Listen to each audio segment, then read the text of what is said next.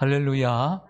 네, 오늘 또 현장에서 또 온라인으로 영상으로 또 예배에 참여하신 여러분 주님의 이름으로 환영하고 축복합니다. 우리 서로 인사하겠습니다. 오늘 하루도 수고 많으셨습니다. 오늘 하루도 수고 많으셨습니다. 반갑습니다. 수요일마다 시편을 함께 한 편씩 살펴보는 건 무척 큰 기쁨이고 또 감사입니다. 오늘 우리가 살펴볼 하나님의 생명의 말씀은 시편 92편입니다. 모든 내용 15절이 우리의 기억에 남아있는 건 아니지만 그래도 몇 절은 우리의 기억 속에 아주 두드러지게 남아있는 구절도 있습니다. 여러분은 아침에 하루를 어떻게 시작하시나요? 여러분 한번 생각해 보세요. 자주 생각 안 했겠지만 여러분들 보통 아침에 일어날 때 어떤 마음으로 일어나십니까? 그리고 하루를 다 보내고 난 다음에 여러분들은 저녁에 하루를 어떻게 마무리하고 주무십니까? 우리가 보람되고 이상적인 하루를 보내기 위해서는 이처럼 우리가 어떻게 아침을 시작하고 어떻게 저녁을 마무리하느냐에 달려 있다고 할 수 있습니다. 시편 92편 기자는 우리가 어떻게 하루를 시작하고 또 어떻게 저녁을 마무리해야 하는지를 우리들에게 잘 보여줌으로써 오늘 이 시편을 시작하고 있습니다. 특별히 오늘 시편은 1절과 2절과 3절이 한 절로 한글 개역개정에서는 묶여져 있는 것으로 나와 있습니다. 한번 보시죠. 지존자여 시편금과 비파와 수금으로 여호와께 감사하며 주의 이름을 찬양하고 아침마다 주의 인자하심을 알리며 밤마다 주의 성실하심을 베품이 좋으니이다. 아멘. 시편 기자는 이처럼 아침을 어떻게 시작하고 또 저녁을 어떻게 마무리하고 있는지 고백하고 있습니다. 그리고 그러한 고백은 우리들에게 큰 거울이 됩니다. 아이고 또 하루를 시작하네. 지겨워. 이렇게 하루를 시작하고 있지는 않는지, 아이고 몸도 찌뿌득하고 그냥 누워서 더 자고 싶다. 일어나서 밥도 하기 싫고, 오늘도 직장을 나가야 되나? 오늘도 공부하러 가야 되나? 이렇게 시작하지 말라는 것입니다. 우리 그리스도인들에게 하나님의 자녀들이 이렇게 하루를 시작하지 말라는 것입니다. 오늘 우리의 하루는 그토록 그 누군가가 살고 싶었던 하루일 수도 있기 때문이죠. 아침에 일어나서 이렇게 시작하라고 말을 하라고 합니다. 하나님, 밤새 지켜주셔서 감사하고 그리고 새로운 하루를 주셔서 감사합니다. 하나님의 인자하심과 자비하심을 찬양합니다. 오늘 이 아침에 주님의 인자하심을 찬양합니다. 오늘도 나를 사랑하시고 나와 함께 하시며 그리고 나를 인도해 주시고 나를 능하게 하실 우리 주님을 믿습니다. 오늘 이렇게 시작하라는 것입니다. 어때요? 여러분들 그렇게 시작하고 계세요? 그러면 잘하는 것입니다. 저는 참 감사한 게 그래도 목사이기에 그래도 주님 앞에 나와서 기도로 하루를 시작할 수 있음이 너무너무 감사해요. 너무너무 기쁘고 그리고 저녁에 하루를 마칠 때는 하나님의 성실하심, 즉 하나님의 신실하심을 기억해야 한다라고 얘기합니다. 오늘 하루를 돌아볼 때 어떤 날은 정말 힘들고 고단하게 하루를 보냈을 수 있습니다. 어떤 날은 편하게 보낼 수도 있겠죠. 하지만 어떤 날이든지 간에 하나님 우리의 삶 속에 늘 함께 하셨고 하나님의 신실하심과 성실하심을 보여주셔서 어떻게든지 오늘 하루를 잘 마무리할 수 있도록 인도해 주셨습니다. 그 하나님의 성실하심을 기억한다라고 고백을 하고 있는 것이죠. 이것이 바로 주님 안에서 믿음 안에서 살아가는 아름답고 그리고 이상적인 하루임을 보여주고 있습니다. 우리는 다시 한번 우리의 하루의 시작과 그리고 마침을 우리는 점검해 볼 필요가 있습니다. 어느 때 목사님의 설교를 듣고 그래 아침에 일어나서 무릎 꿇고 기도하고 하나님의 도우심을 구하며 시작해야지.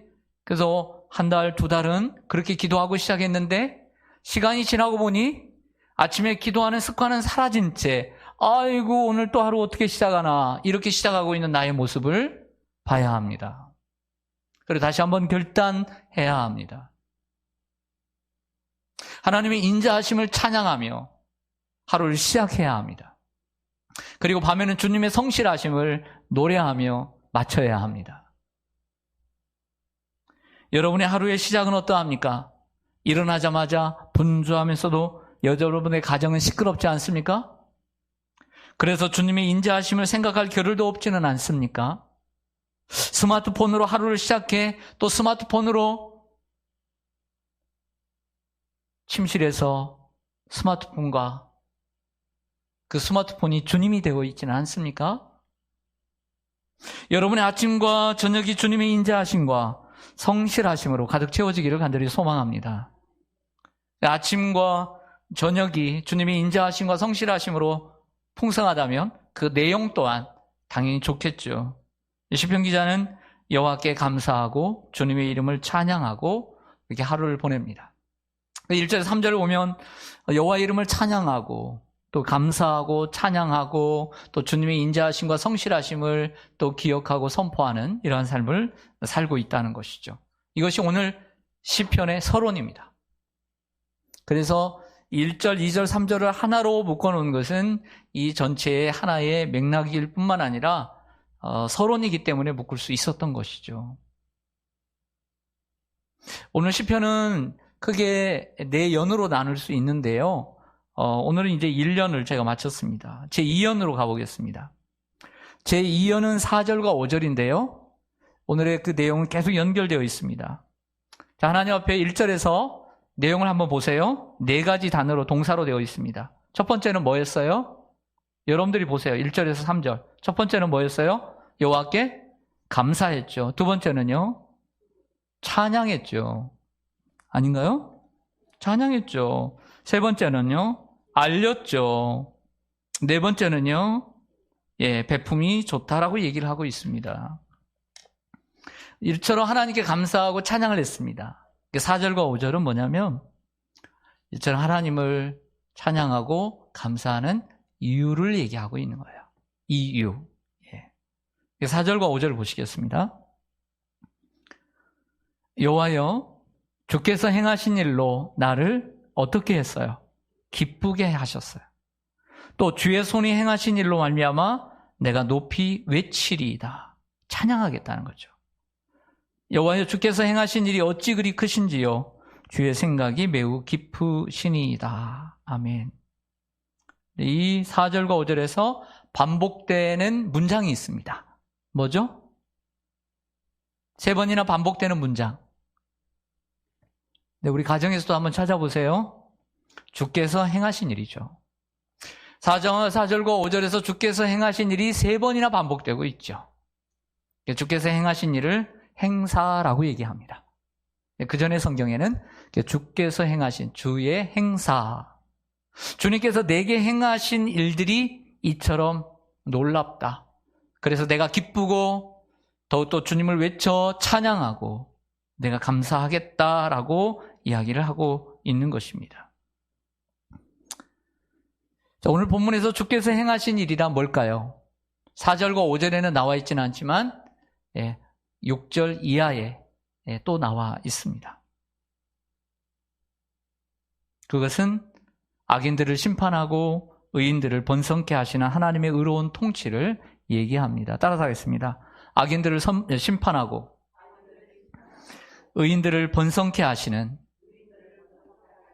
하나님의 의로운 통치. 이 내용들이 6절부터 15절까지의 내용입니다. 여러분, 우리가 살아가면서 하나님께 감사하고 찬양해야 될 이유를 잊어버려서는 안 됩니다.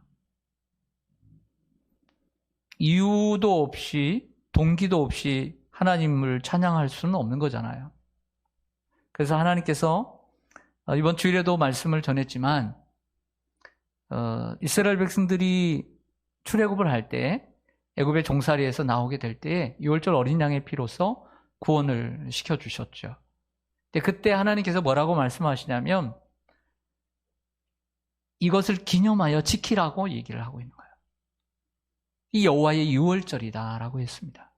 그래서 이스라엘 백성들은 대대로 그들이 경험하지 않았더라도 자신의 믿음의 자신의 선조들이 경험했던 애굽에서 나온 날을 기념해서 1년에 한 번씩 유월절을 지키게 되는 거죠. 우리도 우리를 구원하신 하나님의 은혜를 기억하고 감사해야 합니다. 나뿐만 아니라 내 가정까지 구원해 주시고 사용해 주시는 하나님께 늘 감사해야 합니다. 그리고 그 크신 하나님의 사랑을 잊지 말아야 합니다. 그런데 문제가 있습니다. 시간이 지나면 잊어버린다는 것입니다. 시간이 지나면 잊어버려요. 1, 2년은 기억합니다.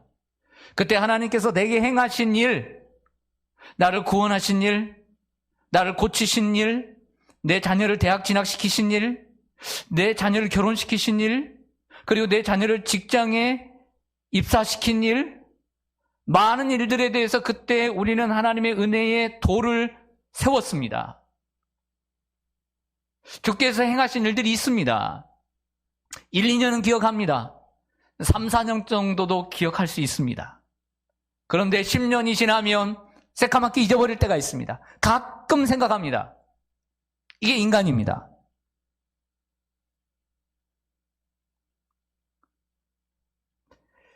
그래서 하나님께서는 그럴 때마다 수없이 하나님께서 베푸신 은혜를 잊지 말라고 기억하라고 말씀하십니다. 그래서 그때그때의 지도자들에게, 어떤 지도자에게는 책에 기록해서 가르쳐줘라.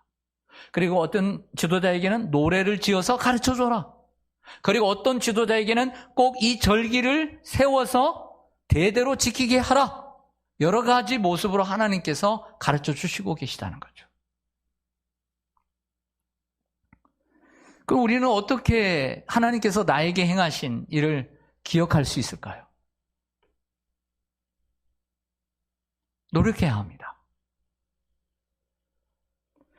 그냥 하나님 없이 세상을 사랑하면 기억하지 못합니다. 자꾸 말씀을 듣고 자꾸 기도의 시간을 가질 때 우리는 그것을 기억할 수 있는 것입니다. 하나님을 저버리고 교회를 띄엄띄엄 다니고 예배를 띄엄띄엄 드리면서 생각나지 않습니다. 하나님께서 여러분의 삶 속에 행하신 일을 좀 떠올려 보시길 바랍니다. 그 말씀 드리고 싶어요. 이 단락의 적용은 주께서 행하신 일로 인하여서 내가 기뻐했고 내가 주님께 크게 외쳤던 그 은혜를 베푸심이 너무 좋아서 감사했던 주께서 행하신 일 있나요, 없나요?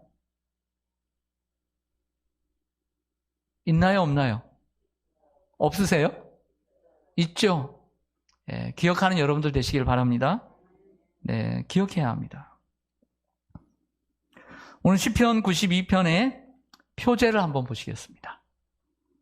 네, 안식일 찬송시라고 기록되어 있습니다. 우리가 지금까지 시편을 여러 번 배웠죠? 가장 많이 기록한 저자는 다윗의 시, 두 번째 아삽의 시, 세 번째 고라 자손의 시, 이런 시들이 제일 많습니다.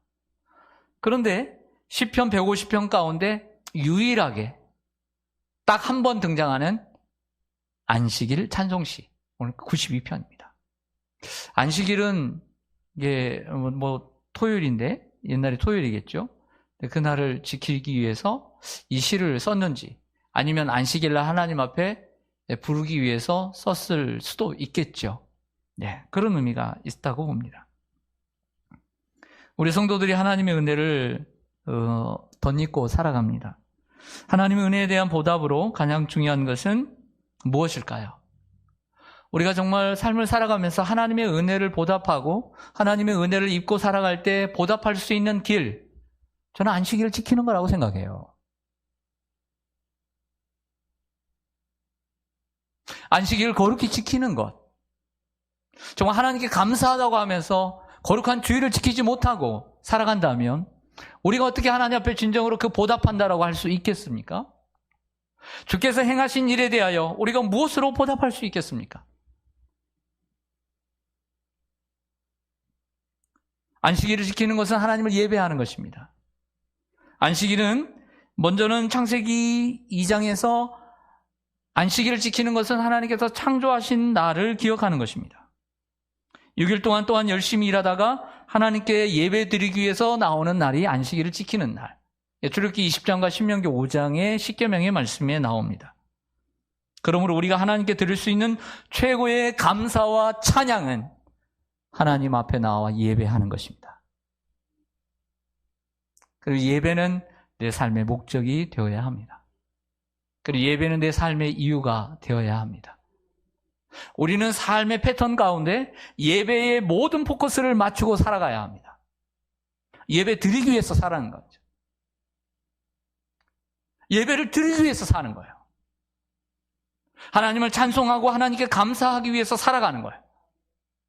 여러분의 삶의 목적이 무엇입니까? 그럼 예배를 잃어버리고 사는 사람들은 그 사람 분명 예배가 삶의 목적이 아닐 것입니다.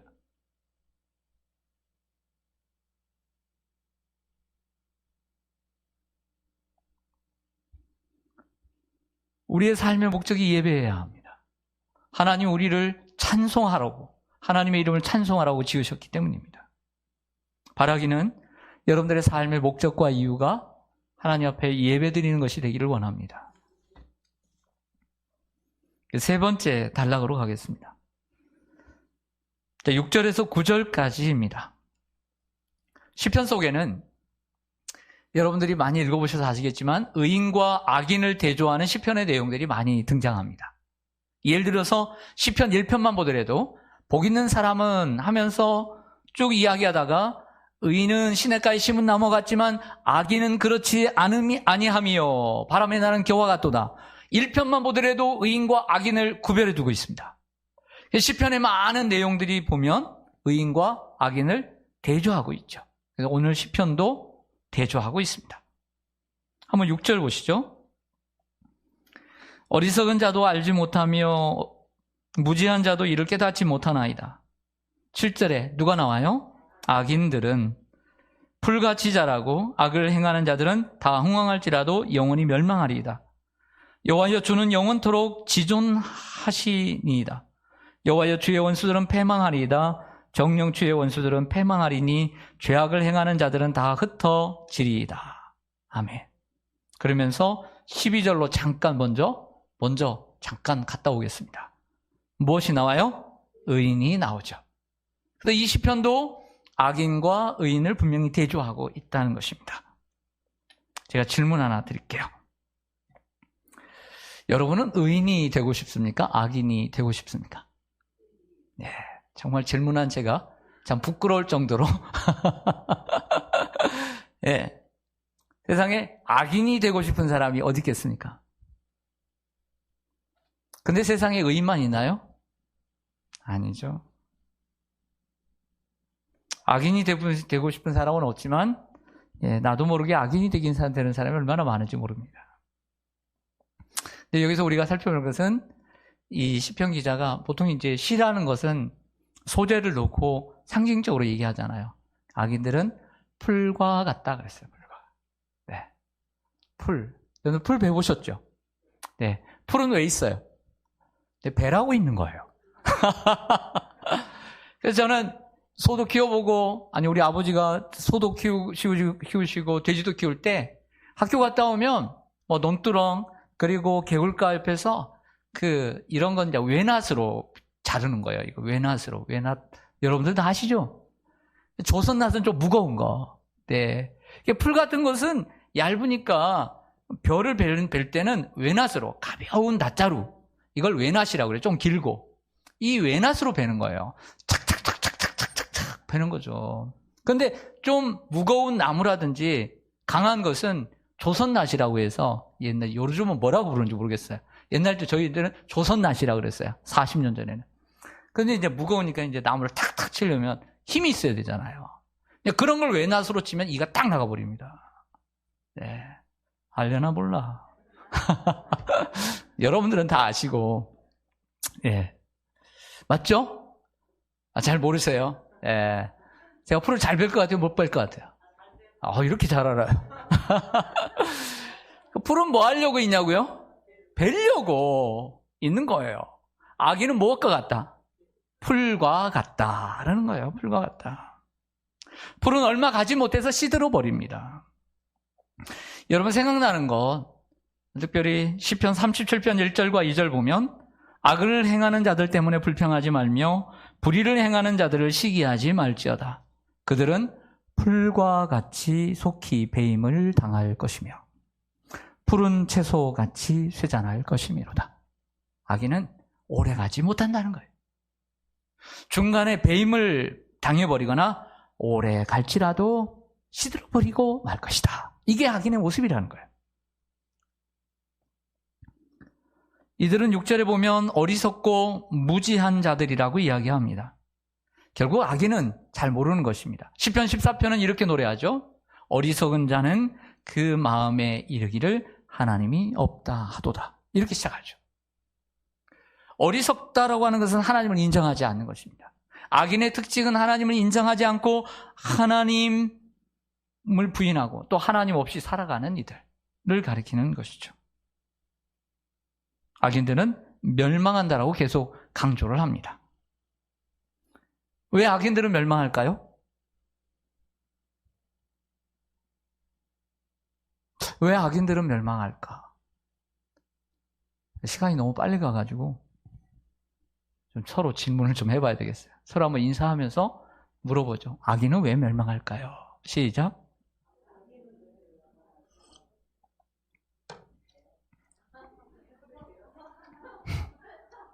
네. 이 시편 기자는 악인이 멸망하는 이유를 얘기를 하고 있어요. 다시 한번 제가 읽은 7절과 8절에 보면 악인들은 풀같이 자라고 악을 행하는 자들은 다 흥왕할지라도 영원히 멸망한다고 그랬죠. 그리고 9절로 가면 여호와여 주의 원수들 악인들은 패망하리이다. 주 영영 주의 원수들은 패망하리이다. 죄악을 행하는 자들은 다 흩어지리이다. 이렇게 말씀하죠. 근데 뜬금없이 그 사이에 8절이 왜 들어가 있는지 그 말씀이 무엇인지를 한번 보십시다. 여호와여 주는 영원토록 뭐하시다? 지존하시니이다. 네. 여기에 답이 있어요. 앞에 멸망한다고 했습니다. 분명히. 뒤에 또 멸망한다고 강조했어요. 근데 갑자기 여호와는 영원토록 지존하시다. 왜 악인들이 멸망할까요? 공의로우신 하나님이 계시기 때문이죠. 어떻게 답이 되셨나요? 공의로우신 하나님이 계시기 때문에 악인들은 멸망하는 거예요. 만약에 하나님이 계시지 않는다면 악인들은 멸망하지 않을 거예요. 악이 이길 거예요. 그러나 하나님이 계시기에 악인은 멸망하는 거예요. 지존하다는 것은 그 단어의 직역을 보면 지극히 존귀하다라고 직역할 수 있겠죠. 지존하다, 가장 존귀하다. 그래서 가장 높임을 받으시는 분, 가장 많은 높임을 받으시는 분이 지존자입니다. 그런데 1절에 시작이 어떤 단어로 시작하죠? 지존자라고 시작합니다. 여기서 지존자는 어느 누구도 가까이 할 수 없는 분을 의미합니다. 그 지존하신 하나님께서 온 세상을 공의로 다스리시기에 악인은 멸망하게 되어 있다. 이게 정의로운 세상이라고 하는 것이죠. 네 번째 연으로 가겠습니다. 10절에서 11절입니다. 그러나 주께서 내 뿔을 들소의 뿔같이 높이셨으며 내게 신선한 기름을 부으셨나이다. 내 원수들이 보응받는 것을 내 눈으로 보며 일어나 나를 치는 행악자들이 보응받는 것을 내 귀로 들었도다. 아멘. 이 10절과 11절의 역할은 주께서 내 뿔을 들소의 뿔같이 높이셨다. 내 승리의 뿔을 얘기합니다. 그리고 내게 신선한 기름을 부으셨다. 이것도 승리의 보상으로서 주어지는 것이겠죠. 네. 이 10절과 11절은 4절과 5절과 같은 의미를 가지고 있습니다. 네, 4절과 5절. 다시 4절로 갈게요. 여호와여 주께서 행하신 일로 나를 어떻게 하셨어요? 기쁘게 했죠. 다시 10절로 갈게요. 그러나 주께서 내 뿔을 들소의 뿔같이 높이셨다라고 얘기합니다. 내게 신선한 기름을 부으셨다라고 얘기를 하고 있는 거죠. 들소의 뿔도 그리고 신선한 기름도 승리를 상징하는 것입니다. 여러분들 잘 아는 시편 23편. 내가 사망의 음침한 골짜기로 다닐지라도 해를 두려워하지 않을 것은 주께서 나와 함께 하심이라. 주의 지팡이와 막대기가 나를 안위하시나이다. 그 다음 구절. 주께서 내 원수의 목전에서 내게 상을 차려주시고 기름을 내 머리에 기름을 부으셨으니 내 잔이 넘치나이다. 여기에 기름 나오죠. 근데 기름 앞에 존재하는 단어가 뭐예요? 원수죠. 악인이죠. 그러니까 원수의 목전에서 기름을 발랐다는 것은 그 원수를 이기고 승리의 기름을 주셨다는 겁니다. 오늘 신선한 기름도 무엇이냐면 그 원수와 악인을 이긴 승리의 보상으로서 주어지는 것이라고 할 수 있습니다. 4절에서는 주의 행사로 인하여 기뻐했습니다. 주께서 내게 행하신 일로 인해서 내가 기뻐하고 찬송했는데 오늘 10절에서는 주님께서 내게 행하신 승리로 인하여 기뻐하고 즐거워하고 있는 것이죠. 마지막으로 제 5연으로 가겠습니다. 5연은 의인들의 안전과 번영을 이야기합니다.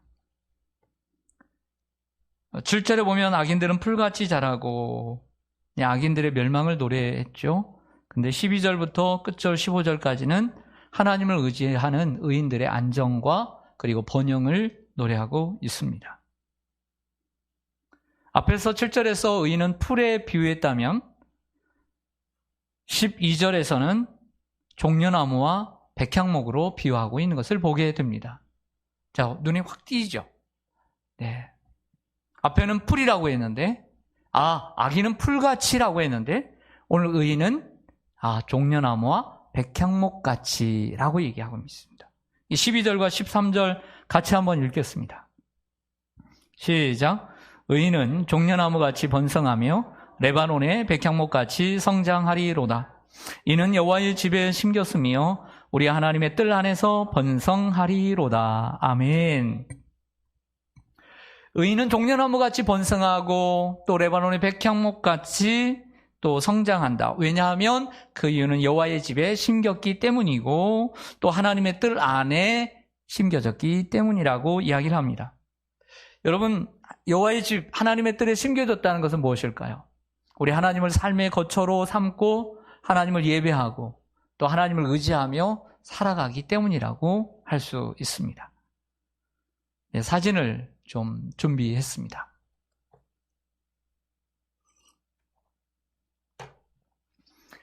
네. 잘 보이시죠? 네, 끄지 않아도 됩니다. 이 나무는 종려나무입니다. 보신 대로 종려나무입니다. 이스라엘 팔레스틴 지역은 사막 기후입니다. 다른 곳에서 이처럼 큰 나무를 보기가 힘듭니다. 정말. 그런데 이 종려나무는 그 남쪽에 여리고라고 하는 유명한 그 여리고를 쭉 들어가다 보면 양쪽에 이것보다 더 많은 높이 솟은 나무들이 있습니다. 이 나무가 종려나무입니다. 이 큰 나무, 뿌리를 깊이 내리고 하늘로는 높이 솟고 그리고 푸른 이것은 사시사철 푸른 잎을 가지고 있습니다. 여기에 열매가 있습니다. 이 열매를 가리켜 대추, 야자, 열매라고 얘기합니다. 그래서 이 종려나무를 다른 말로는 야자나무라고 얘기하고 대추, 야자 나무라고 얘기를 합니다. 그래서 이렇게 성지순례를 가면 우리 대추처럼 생겼어요. 그 대추처럼 생긴 것을 좀 이렇게 오래 둬가지고 상품화해서 케이스를 다 만들어가지고 조그마한 거, 큰 거 이렇게 만들어가지고 몇 달러씩 팝니다. 그래서 그것 가지고 비행기를 탈 수가 있어요. 그래서 저도 사왔던 기억이 있는데 이게 먹어보면 마치 우리나라 대추인데 좀 당분이 많은 대추처럼 느껴져요.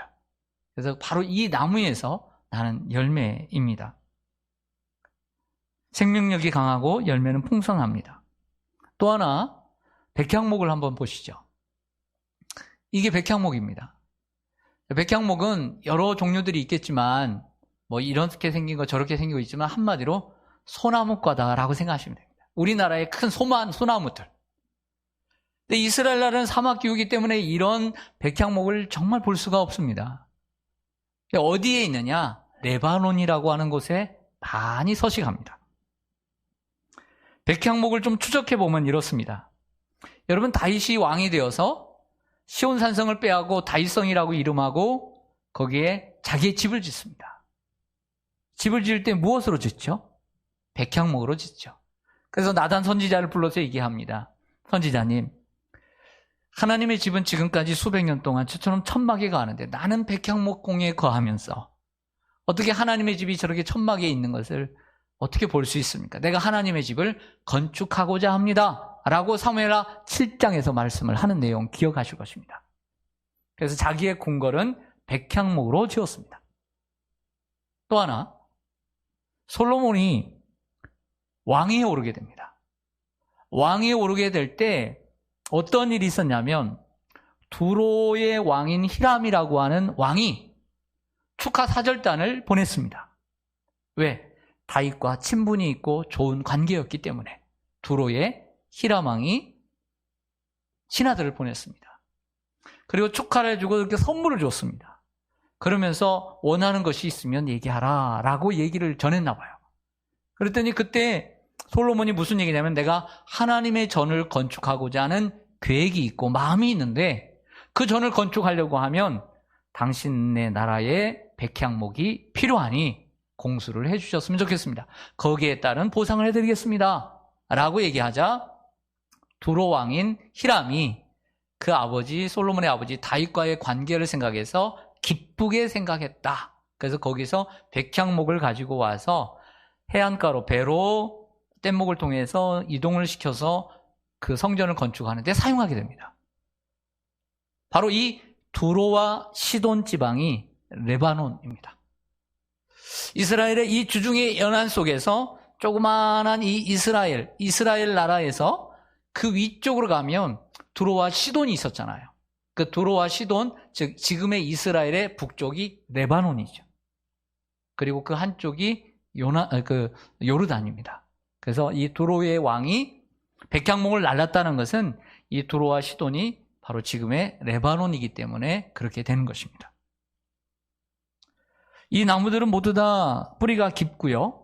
쉽게 넘어지지 않습니다. 부러지도 않고 높이 자라고 오랫동안 무성하고 푸른 잎사귀를 자랑하고 결실하는 특징들이 있습니다. 이처럼 하나님을 의지하고 살아가는 의인들은 이러한 삶을 산다라고 말씀하고 있는 거죠. 이제 마지막 구절로 하나씩 가게 됩니다. 그런데 이 시를 읽다 보면 그 마지막이 마치 노인의 기도처럼 끝나는 느낌을 받습니다. 그리고 이 본문은 우리에게 익숙한 본문이기도 합니다. 시편 70편처럼 이게 노인의 기도인가? 라고 생각될 정도로 오늘 이 시편은 노인의 기도로 끝을 맺는 듯 합니다. 14절을 좀 보시죠.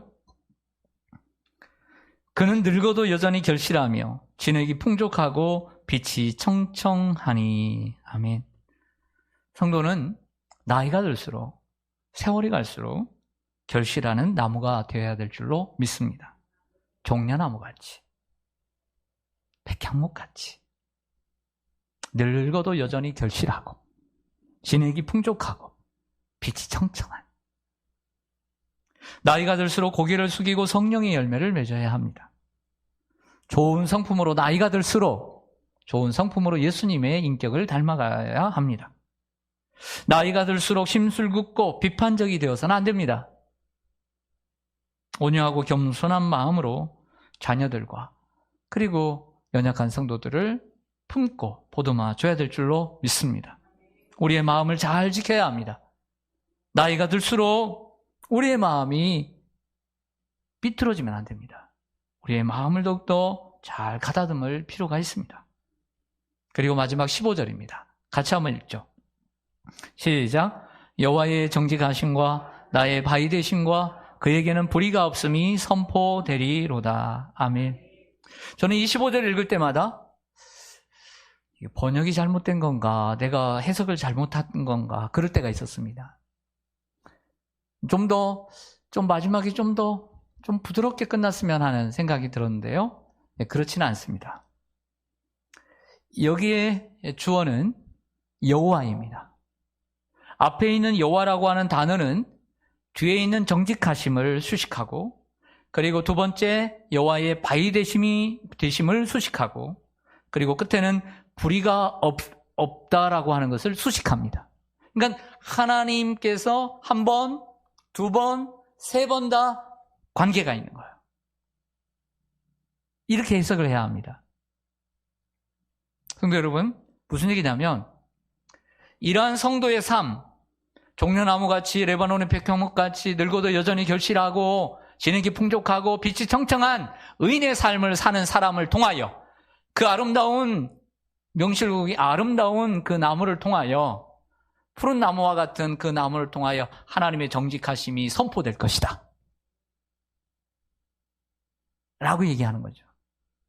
그리고 또한 하나님께 어떠한 불의도 없음이 선포될 것입니다. 그 나무 자체로. 비록 우리가 사는 삶이 악인들이 번영하는 것 같은 그런 상황 속에서도 하나님을 나의 바위, 나의 반석이라고 고백하게 될 것입니다. 이런 뜻입니다. 결국 우리의 존재 목적은 하나님을 예배하는 데 있는 거죠. 또 하나의 우리의 존재 목적은 우리의 삶을 통하여 하나님을 선포하는 것입니다. 하나님의 정직하심을 우리를 통해서 보여줘요. 당연히 우리도 정직해야만 하는 거죠. 내가 나의 삶을 통하여, 내 나무를 통하여, 내 인생을 통하여 하나님의 불의가 없음을 선포해야 하는 거죠. 당연히 우리의 삶에도 불의가 없어야 되겠죠. 그리고 이 땅의 삶이 아무리 혼탁한 삶이라 할지라도 하나님께서 나의 바위가 되시고 반석이 되시고 변함없는 분이라고 하는 것을 우리가 선포해야 될 줄로 믿습니다. 베드로전서 2장 9절에 이렇게 말씀하죠. 너희는 택하신 족속이요, 왕같은 제사장이요, 거룩한 나라요, 그의 소유된 백성이니 이는 너희를 어두운 데서 불러내어 그의 기이한 빛에 들어가게 하신 이의 아름다운 덕을 선포하게 하려 하심이라. 결국 우리 하나님께서 우리를 이처럼 부르신 목적은 하나님의 그 아름다운 모습을 선전하고 그리고 선포하기 위해서 우리를 지으셨다, 불러주셨다, 구원해 주셨다라고 하는 거죠. 그러면 오늘 시편 92편은 너무나 아름다운 시편입니다. 다시 정리하고 마치겠습니다. 어떻게 보면 오늘 본문은 A, B, C, A-, B- 이렇게 끝납니다. 서론이 있습니다. 그리고 하나님이 행하신 일이 A입니다. 악인이 B입니다. 그리고 다시 하나님께서 우리에게 승리를 주셨습니다. 이게 A-입니다. 그리고 그 악인과 대조되는 의인이 B-입니다. 이런 구조로 되어 있습니다. 우리는 다시 한번 아침을 어떻게 시작해야 되는지, 그리고 저녁을 어떻게 마무리해야 되는지 다시 한번 오늘 이 말씀을 통하여 내일 아침부터, 아니 오늘 저녁부터 좀 달라지셨으면 좋겠습니다. 네. 그리고 악인의 형통함을 부러워하지 말고 하나님의 공의로운 통치를 기다리면서 사는 저와 여러분 되시기를 간절히 소망합니다. 아멘. 기도하겠습니다.